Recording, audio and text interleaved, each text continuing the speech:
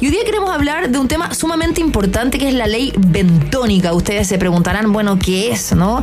Luego de casi 5 años de tramitación, el Congreso aprobó esta ley, la que introduce mejoras en el manejo y también la administración de las algas y varios ecosistemas, ¿no? Estamos hablando de moluscos, ¿no? El clásico pulpo, erizo, la jaiba, bueno, sobre todo esta vida marina que está sufriendo una extracción ilegal y principalmente desde las áreas que son de libre acceso, hay falta de información, hay muchas personas que también como que no le dan valor a las algas o a los bosques de algas, que lo ven como, no, el güiro, no importa nada, que está a la orilla de la playa. Sin embargo, tienen un valor muy importante en el ecosistema marino. Hoy día queremos saber mucho más al respecto de este tema, conocer de qué se trata esta ley, cuál va a ser la fiscalización, la implementación. Está con nosotros César Astete, director de las campañas de pesca de la ONG Oceana. ¿Cómo estás, César? Buenas tardes.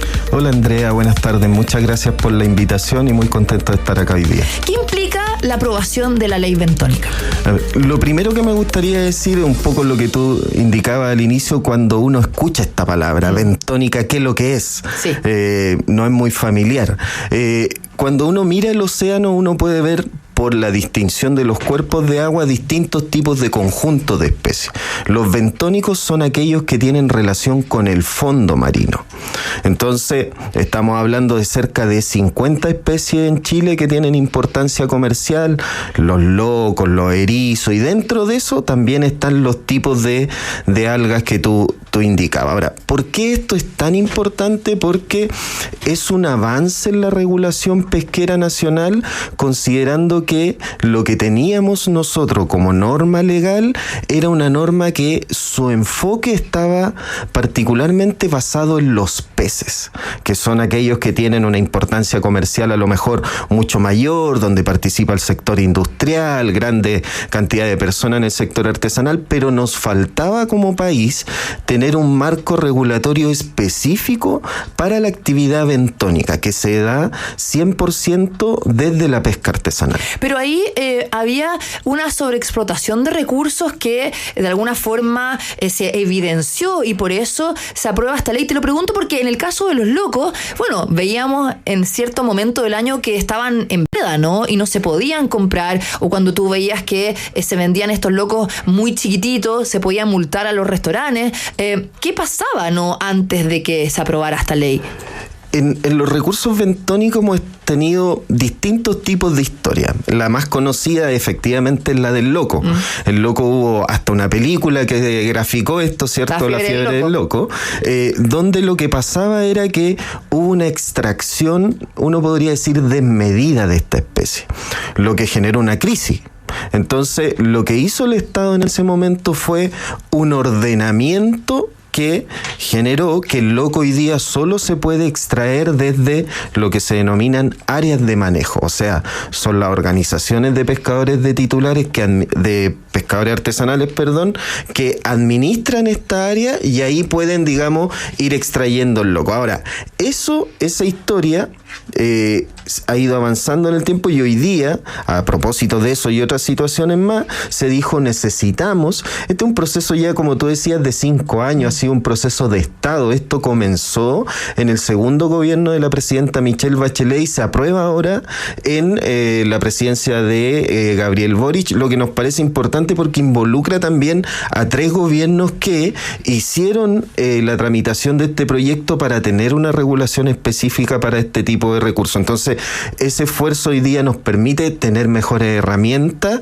que en materia de investigación, de manejo y, por ejemplo, fiscalización. Claro, ahora se tiene que publicar en el diario oficial para que ya empiece a regir. Y uno de los aspectos importantes de esta ley, ¿no?, es que se va a establecer aquellas especies de algas, zonas sobre las cuales se permite su extracción a través del barreteo y en cuales no se podría realizar. Y también va a permitir establecer el estado de conservación o puntos de referencia para, por ejemplo, construir indicadores que permitan conocer el estatus de estos recursos. Son más de 50 recursos y, por supuesto, hay otros otro de los ámbitos que tienen que ver, que es cómo recuperar, ¿no? También estas especies que muchas veces, como se extraen, no alcanzan a crecer a su debido tamaño y no pueden reproducirse. Entonces, ¿cómo explicar cuáles son como los puntos más importantes que va a tener esta ley?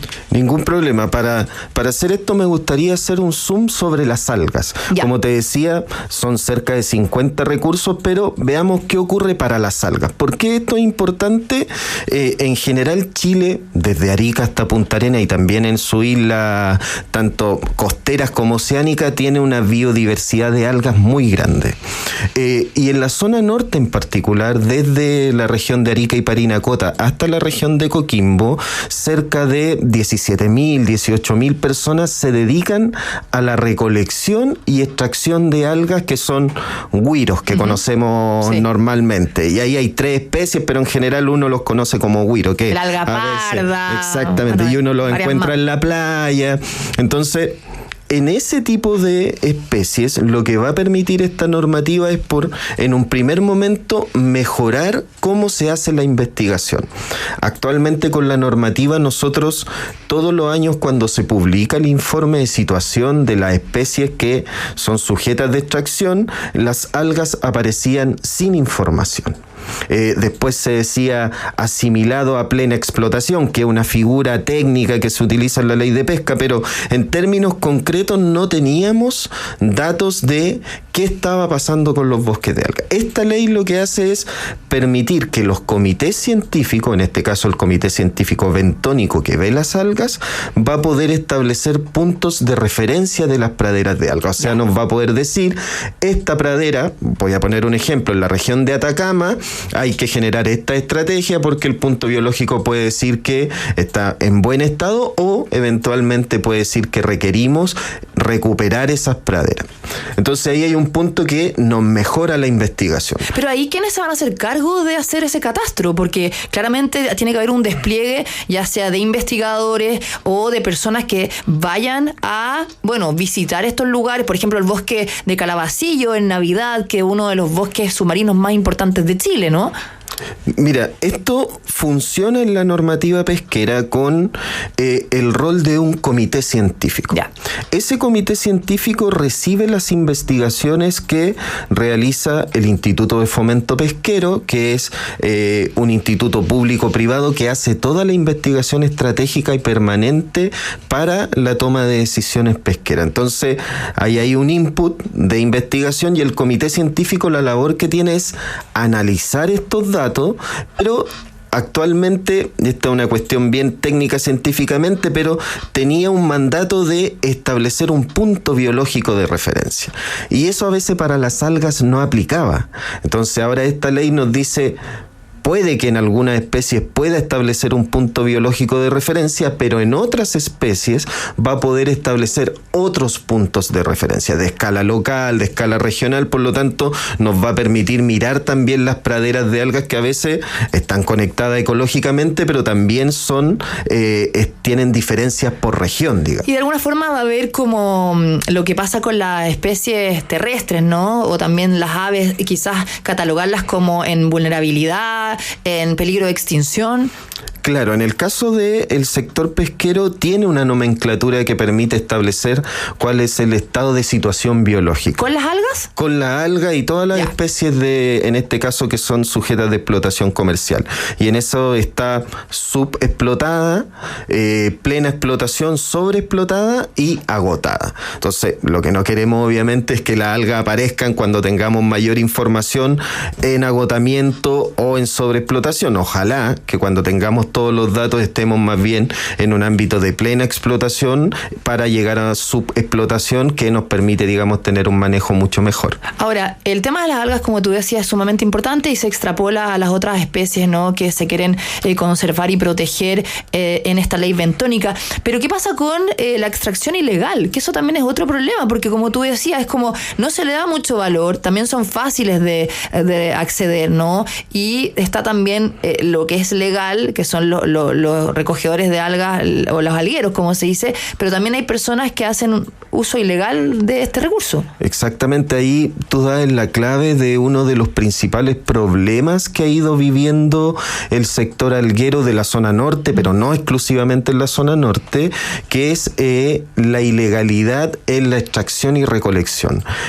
Hace 1 o 2 años tuvimos un boom de precios de la alga, lo que hizo que llegara mucha gente que no está vinculada al sector, lo que termina atentando contra los legales, con los que cumplen toda la normativa, pero atenta fundamentalmente con la base de esto, que es la conservación de las algas y que tengamos algas para hoy día, pero también para mañana. Claro, de todas maneras. Ahora, esto influye además en la posibilidad de empleos, o sea, y también profesionalizar de alguna forma el empleo de los algueros. Justamente lo que están buscando las comunidades de la zona norte hoy día, hay un ejemplo bien interesante en Caleta Los Bronces, en la región de Atacama, donde son los propios algueros y algueras los que están pidiendo, tanto en este caso al Estado como también colaboración de las organizaciones de la sociedad civil como Oceana, ayuda para avanzar en mejorar la trazabilidad de las algas. ¿Qué quiere decir esto? Saber desde que se extrae hasta que se exporta. Poder tener todo el camino, la acreditación de origen legal, quién lo comercializa, quién hace el proceso. Entonces, ahí hay un dirigente muy importante en la zona, don Nivaldo Yáñez, que participa además dentro del comité de manejo de las algas de la región, quien ha estado buscando hace rato cómo devolver el valor de origen a los algueros, porque hoy día desgraciadamente el mayor precio que se paga no está para los pescadores y las pescadoras artesanales, sino que está en otros eslabones de la cadena. César, ¿qué pasa con las áreas protegidas, no, o reservas? En general, esta ley no hace innovación en esa área, sino que van más bien por el lado del SVAP. Sí nos va a permitir esta normativa integrar la visión, por decirlo así, pesquera que nos da la Ley General de Pesca y Acuicultura con los instrumentos de protección marina. Entonces, lo que ocurre en algunas áreas marinas protegidas, por ejemplo, que son de múltiple uso, es que las algas son parte de los planes de manejo que tienen las áreas protegidas. Y tiene que haber ciertos protocolos de procedimientos de extracción que permitan que esas praderas de alga estén hoy, pero también subsistan para, digamos, los años que vienen, digamos. Perfecto. Y yo te quería hacer una pregunta que, claro, hemos estado hablando principalmente de las algas. ¿Cuál es la importancia que tienen las algas? Yo creo que, vuelvo a decirte, la gente las subestima, ¿no? El cochayuyo es como el más conocido porque además se vende en el supermercado, también se usa para distintas recetas gastronómicas, que es muy rico. De hecho, ahí en Navidad y en Matanza hay personas que se dedican a las cocinerías con algas y se les da un valor increíble, o sea, desde, ceviches, lasaña. Pero ¿cuál es la importancia que tienen en el ecosistema marino? Submarino, ¿no? Sí, hay una cuestión basal que, como tú decías, muchas veces lo desconocemos, a veces porque vemos la alga en la playa, pensamos que eso es algo que el mar puede haber devuelto. No, las algas son de las especies más importantes que existen en el océano. ¿Por qué?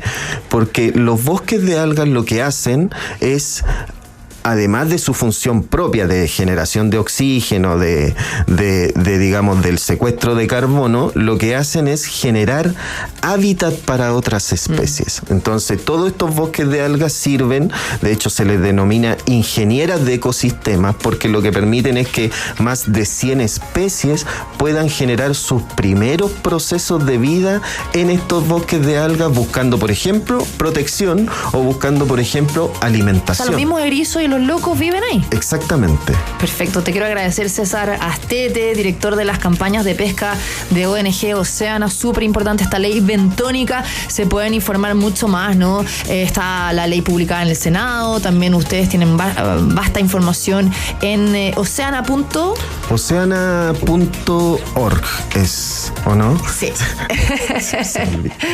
Bueno, no importa, todo se nos olvida la página web, pero oceana.org. César, que esté muy bien y gracias por estar hoy día con nosotros aquí en Tu Nuevo ADN. Muchas gracias, Andrea, muchas gracias por este espacio para hablar de la riqueza y la biodiversidad que tenemos en el océano, así que muchas gracias.